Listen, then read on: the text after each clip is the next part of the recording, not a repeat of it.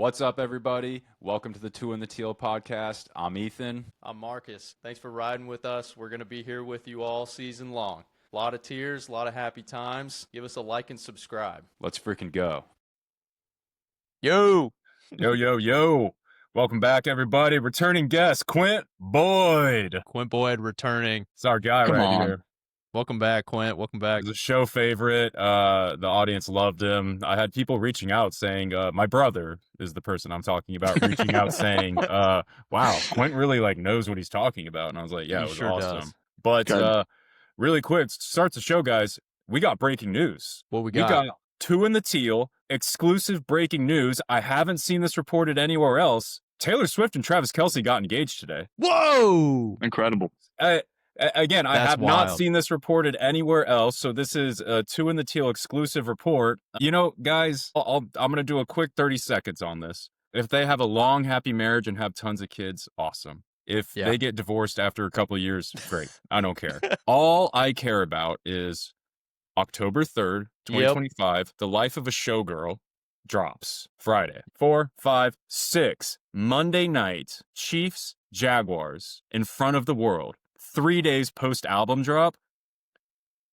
We said this is the Jaguars Super Bowl, Marcus. It is even more so the Jaguars Super Bowl. We simply, look, if we lose on a last-second field goal, I would expect that almost at this point, but it's like we cannot embarrass ourselves in front of the in front of the world. I mean, Absolutely, we can't, dude. I mean, this is again, guys, dial in. Like, if there was a moment to lock in and give literally everything that you have for the sport and for the city, that's the moment. I tell you what, Ethan, it's amazing that you brought that up that way, because when I saw that news at work today, I was What do you mean? It's an exclusive drop. Oh yeah, you're right. You're right.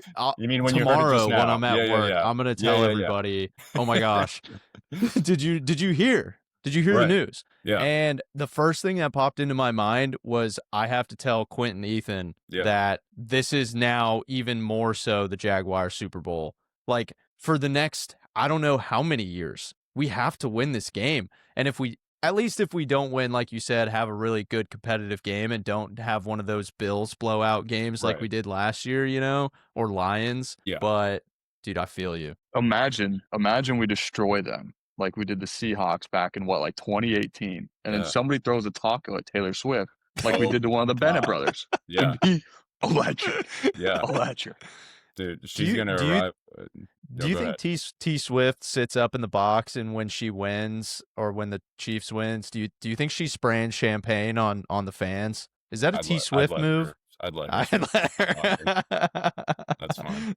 That's awesome. She might. Nice. No. She might. Totally she's that's not T Swift. What hotel is she going to stay in Jacksonville? No, she's probably going to fly in and fly right back out. Yeah, dude. She's not hanging out in Jacksonville, dude. There's no way. There's no way. The beach is great. Yeah. Here. No, she's not hanging out here. I promise you that. No. So, roster drop today. Let's go over the squad that we are relying on to keep our mental and physical health in tune for the next, till the end of February. Yeah, give it to me, Captain. My entire week, day, Sundays, everything depends on these freaking people. Let's start with the guy who football is his third or fourth priority in life. The $250 million quarterback Trevor Lawrence has made the 53-man roster. And his backup is Nick Mullins. Okay. Quint, I know you were watching the preseason games. What do you think about that quarterback room? Pretty brutal. It's pretty brutal, but I think it's an interesting quarterback market.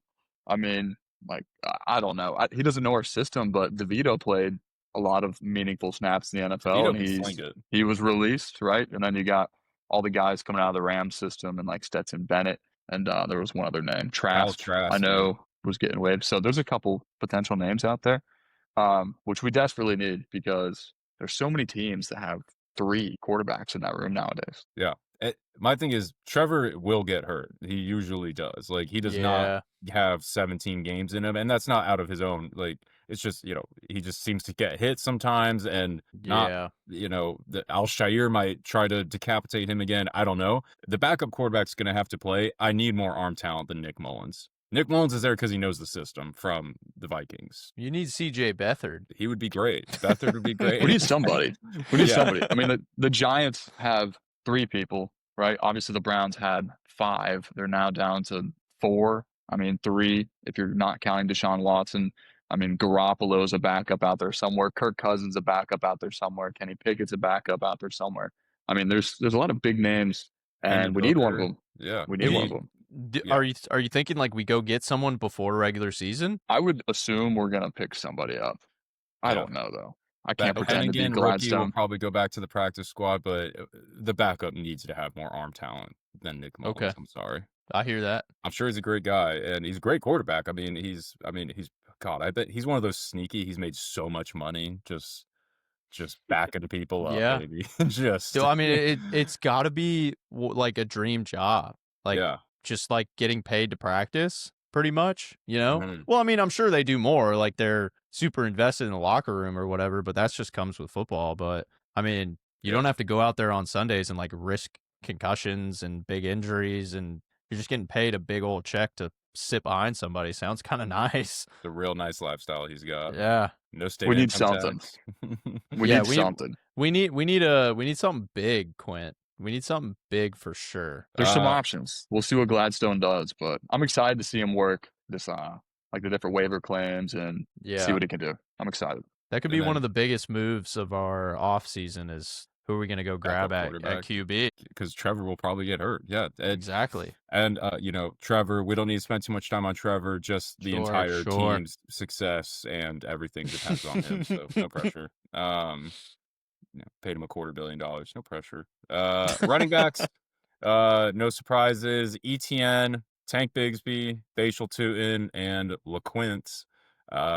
Wish I thought of that nickname for you in high school. Yeah. And ETN, Bigsby, Tootin, and Allen are both rookies. So 2 rookies and then our 2 guys from last year. Solid. Sure. I mean, I got to see a little bit more out of ETN this season. I like Tank Bigsby. He's a real downfield runner. He hits the holes hard. Whereas in the past, I've noticed ETN kind of dances around. Like I feel what it feels like. What we need for this offense is someone who's going to get downfield quick, get the ball, hit the hole, understand the assignment, and just run. Like, I don't know if we have like more of a dedicated split for these running backs in this season as opposed to just having a starter like ETN play 80% of the snaps. Maybe we go like 50-50. What do you think, Quint? They're going to ride the hot hand. So you see it a lot in college football. Like at JMU, we always had 5 solid running backs. So they're going to play them all. They're probably all going to have, the first 15 plays are probably already mapped out. Maybe, ETN gets 4 or 5, Tank gets 4 or 5, Tootin gets 2, and then maybe LeQuint gets 2.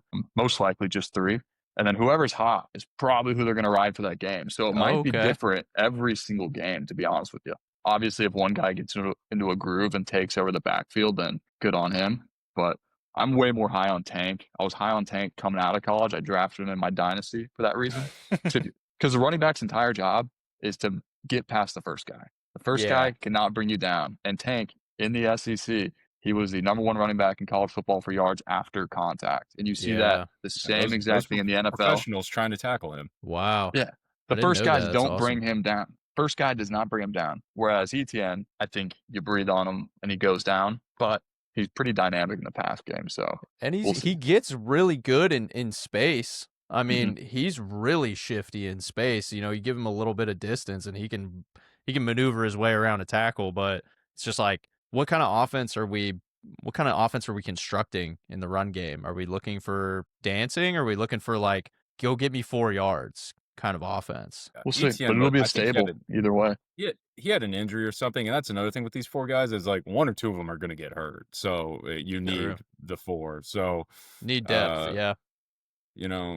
ETN, man, he had that streak where I had him on my fantasy team, and it was like 2 touchdowns a game for like just forever. And I think he had an injury or something, but like, I don't know. He keeps finding his way back in the starting job. So I'm just going to assume that Liam knows what he's talking about when he keeps putting him back in the starting job. So I'm just going to assume he's got that one locked up. Tootin and LaQuint Allen, they're going to be the long-term guys. Tootin's fast as hell, and that LaQuint guy, they always hype up his pass protection and his pass catching, and I'm like, well, those are two of the three that you like. I mean, that's pretty good right there. So I'll take it. Solid group, right? Sure, I guess. It's dynamic. Tank and ETN will be fun to see. Yeah. I mean, hopefully they have an offensive line to run behind. Oh, you we'll know, get there. Yeah. I mean, we don't get there. Getting ahead of yourself, Proc. I mean, how can I not? Wide receivers, pretty straightforward. BT, De'Ami Brown. I forgot Travis Hunter was on this football team. Parker Washington, and then Austin Trammell was the guy they kept. So I don't know this Austin Trammell guy. It's like they like insist upon him. But he's wide receiver 5. He ain't gonna be doing anything. So let's not. But Depth. BT, De'Ami, Parker, Travis, Trevor. There's a couple. Come on now. There's a couple guys to look at. I mean, I feel like we might go grab somebody. There was a guy who was just waived by the Bucks, so obviously he's familiar with Cohen's system. And then you got Robert Woods, who's from the old Rams system. He just got waived, so that'd be a good, just like veteran presence in the locker room for a really, really young wide receiver group. So that would be super interesting to see. Yeah, but once really again, all trust in Gladstone. Yeah, sure, solid group. What else are you gonna do? I'm okay with it. Yeah. Tight ends, Brenton Strange, Hunter Long, and Johnny Munt. Those are 3 giant blocking tight ends who will occasionally catch a pass, right? But Brenton Strange can catch the ball. Yeah. I mean, he is not a bad route runner. Like, seriously. I mean, he's a big blocking tight end, but I mean, I feel like he can actually get out there and run routes. I mean, look at the size of Gronk, dude. Gronk was ginormous. Who were Liam's tight ends in Tampa Bay? You had Otten. Yep. And then Cade Otten, that guy was a beast. But these seem like Cohen type of guys back in Tampa. Just do your job, block, catch the ball when we need you to catch the ball. And those were some of the higher targeted tight ends in the league too. So when just the nature of receivers got hurt, he went to the tight ends. It's also just the nature of the play scheme. When you're a run first offense, you're trying to establish that run. It brings up a lot of opportunities for the tight end. Because the tight ends are blocking. Then all of a sudden they fake that block, they slip out, they make a big play. Marcus, let's get to your favorite, the offensive line. Before you continue, Ethan, I have a confession to make. Yeah. I was sitting right here in this chair at the 3rd preseason game, and I was playing some games with my brother, Alex, just brainless, mindless games. And what I like to do is I like to have the game up on my computer, and I like to kind of multitask during these preseason games. Regular season, I'll be locked in 100%, right? And so in between me playing this little game with my brother, I looked down, and I think it was the 1st or 2nd play. And I don't know if you guys know this about me, but I'm really a big trenches kind of guy. And do you know what happened, Ethan? What happened? Quint, do you know what happened? He jumped off sides. And do you know what I did? I turned it off. Yeah. I turned it off. I was upset, and I turned it off, and I just figured, I'm going to let coach handle this one. I don't need to watch. I'll get my info from the Two in the Teal podcast that I love to watch all the time. I wish I could be on that podcast. And that's how that went. Okay, so I just want you to know that. Nice. That's beautiful. Thanks for telling me. That was great. Yeah, you're welcome. Yeah. You get away with stories, Marcus, every time. That was amazing. I know exactly where it's going, but like you still shock me in there in the middle. Yeah. Every that's the game plan, dude. That's the game plan. Love it. All right. Chuma Doga, he's a swing tackle guard type of guy. 2 rookies, Jonah Monheim and Wyatt Milam. Yeah. Patrick McCary from the Ravens last year. Cole Van Lannon, I don't know who that is. Walker Little's our left tackle. Robert Hainsey's our center. Ezra Cleveland's our left guard. And Anton Harrison, Marcus's favorite, is our right tackle. This is the question mark group. So far, other than Trevor having the question marks, you give Mahomes what I've read out so far, he's going to go to the freaking Super Bowl with that receiving core, with that running back group, with those tight ends. The elite of the elite can make it work. Sure. The offensive line is where I'm like, now we've got questions. It's so hard and that's what's so frustrating about it, boys, is like I'm I'm at that point where I just need to see week 1, like full speed. Like, how does this starting line fare up against starting defensive line full speed? I just don't know. I like the idea of getting the rookies in the mix. I think they have kind of that fire underneath Some them that starters might be forces on the them to sidelines. that forces them to really play, hard and compete. I'm not saying put the starters on the bench. I'm just saying get them more in the mix. You know what I mean? and Mila might very well be better guards than the 2 starting guards I read out. It's There's just a they're rookies and chance. they haven't seen it. Can you scheme better offensive line play? Because remember the Rams had 14 different starting offensive linemen or offensive line groups, and they won 10 or 11 games. But I feel like they scheme for it, and I don't know how you scheme for it. I mean, there's a lot of things you can do, right? You can obviously leave tight ends to help in with pass pro. You can have running backs chipping a lot or staying in on pass pro, and then just trying to keep the defense on their toes, right? And that's hard to do without being able to run the ball, though. So, I mean, there's a lot of pressure on Trevor, obviously, this season, but it's really this group. How this group performs is going to dictate whether our offensive scheme is going to work and whether Trevor really gets to let it rip. So it really hinges on these guys. And something to look at is just how they develop throughout the year, because there's going to be injuries. It's going to take time for them to mesh together. And really the first month of the NFL is kind of like an extended preseason, with the season being so long nowadays. And then something I believe last year, it took the Bucs offensive line a couple weeks to get moving and grooving. So we got to be patient and see how it develops. Sure. Quint, did you see that we were 32nd in pre-snap motion last season? Yes, that's another. I feel like that doesn't help the offensive line. Can't. No. It can't, and it can't help the quarterback either. It right? doesn't help because when you motion a receiver, you motion a receiver to the other side. It tells him what's going on, what kind of coverage they might be in. And I wonder if right? they didn't have the personnel where, I mean, I have no idea. Could Gabe Davis even run fast enough to get to the other side of the field? I don't know. I mean, it's not a personnel thing. It's horrendous coaching. We still haven't done the burn the old, guard yet. Oh yeah, no, we'll do we'll do that one day. Because it allows the defense. We're never gonna do it. Guys, there's so many ways. Obviously, it helps Trevor dictate, okay, they might be in man, they might be in zone. Because if this guy, if Travis Hunter goes and motions across and somebody's chasing him, more than likely it's man unless they're disguising it. He now knows how to read this particular play that's called, or maybe audible to something better. Think about it on the flip side as well. The defense is playing the Jaguars. They could just line up and play ball. The hardest thing about a defense is, we line up there in this look, they shift to this look. There's 5 things that has to get communicated quickly before that snap for the defense to adjust to that motion. Does that make sense? So it's just horrible play calling. Not only did it not help our offense, it directly hurt them by allowing opposing defenses to just rip at us without thinking or being in a tough, gymnastic mental situation at all. So just horrible coaching. And what's even extra frustrating about that is that we were in 1-score games. And it's just if you just tossed in a few of them, I'm I mean, the Texans won by 3 points. I mean, we lost to the Packers by the 3 point. I mean, it's if you just did a few of them. And it even makes sense that doing it that way, dude, because if you're not doing it the whole game and you're hanging in there by 1 score or 3 points, then you mix that in and it just opens up the opportunity. So you saved that till the end, but we just, to the best of my knowledge, didn't even do it. Yep. And if you look at our 2022 season, we were top 15 in pre-snap motions. Yeah. We were also top 15 in crossing routes, which are just crossing routes are good against man or zone. They just work. That's what I was wondering. Maybe because we had Calvin Ridley, did we have the speed to kind of do more stuff? But a lot of people are thinking it was Jim Bob Cooter. Once he left, he was bringing in a lot of the fresh perspective on offensive play calling. Name Jim Bob Cooter. Yeah. And then also Peterson was play calling. Then he handed off the press, which is the same thing he did in Philly, and then we were terrible. So feels like sabotage. Terrible coaching. It feels like sabotage, dude. Horrible. It was horrible.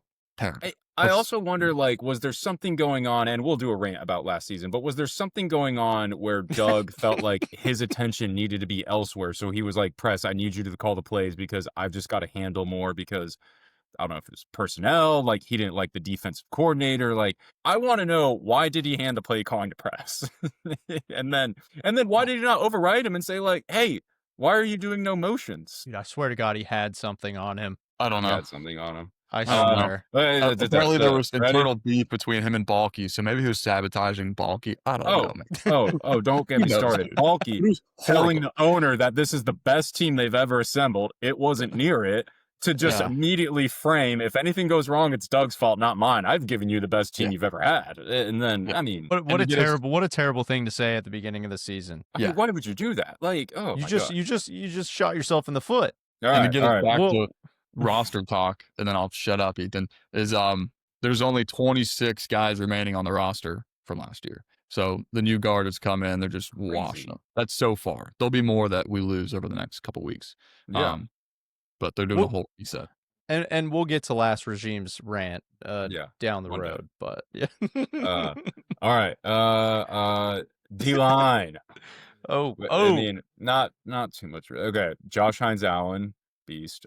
His son, cancer-free. Come on. Shout out. Come on. Shout We out. love you, Josh Hines Allen.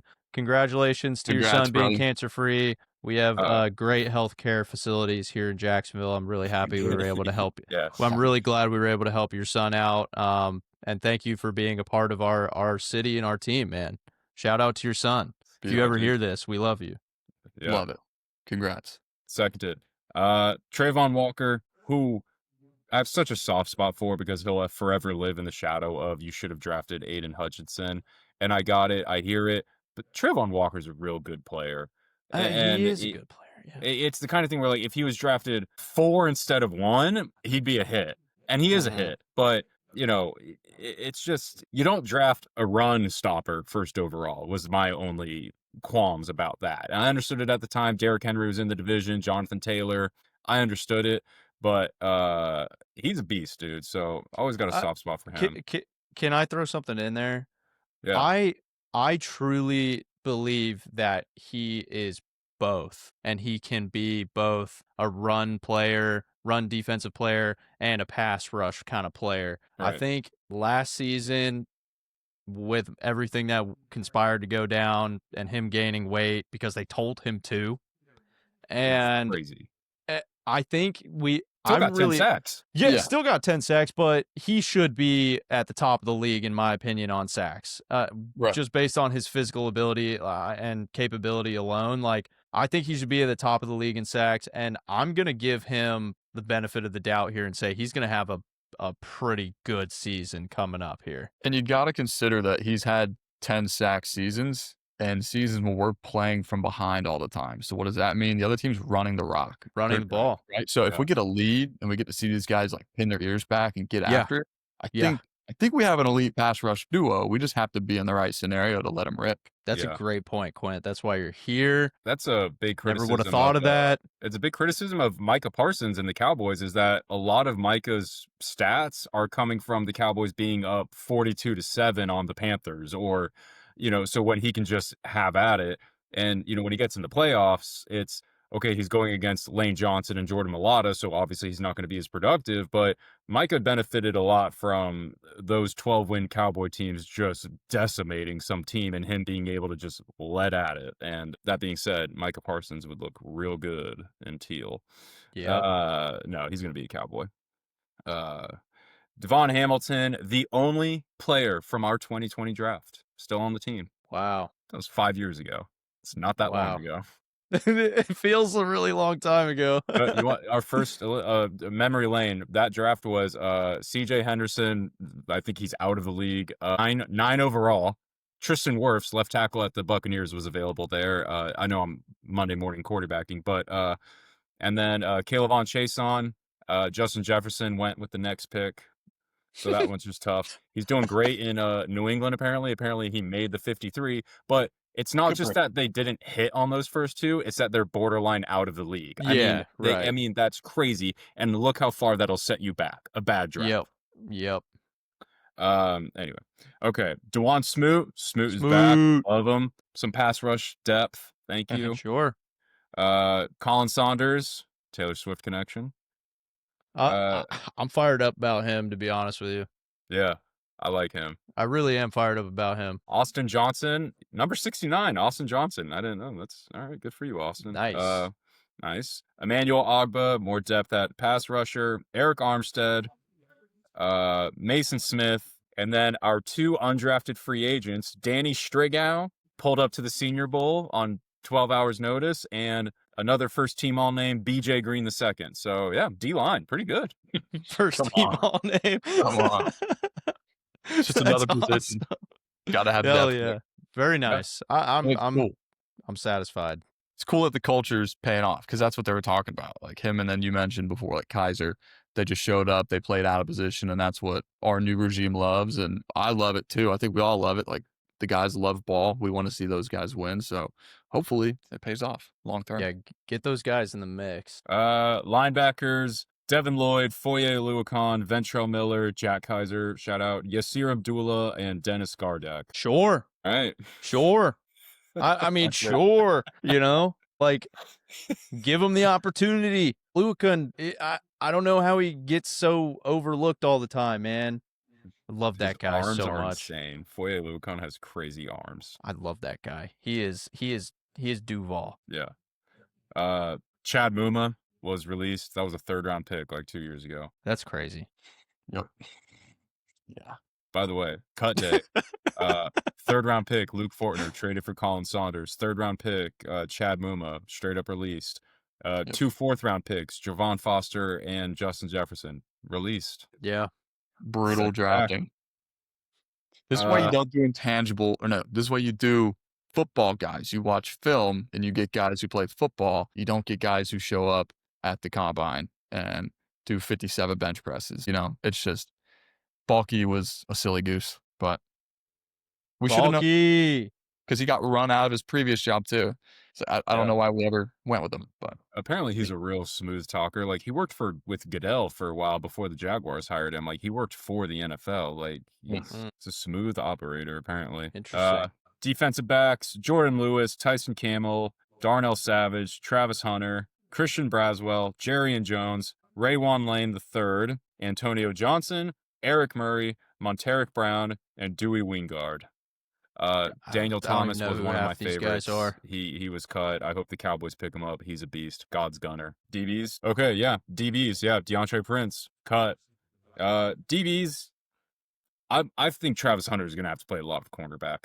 I fear he's going to be mostly a corner, which is great, but this is a thin group.